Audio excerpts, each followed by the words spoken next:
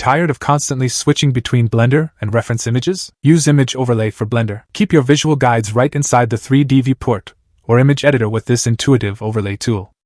It's like having a transparent sticky note system that stays visible while you model, sculpt, texture, or compose, keeping your workflow seamless and focused.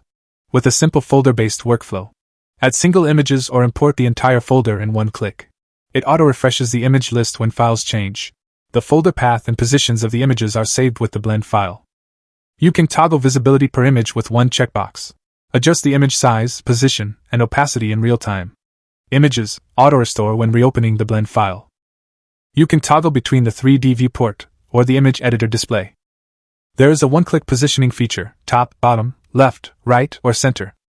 Or the opacity presets, 100%, 75%, 50%, 25%, 0%, fully hidden. A clean, professional overlay system for tutorials. No external monitors or floating windows needed. Just some basic buttons to keep it simple.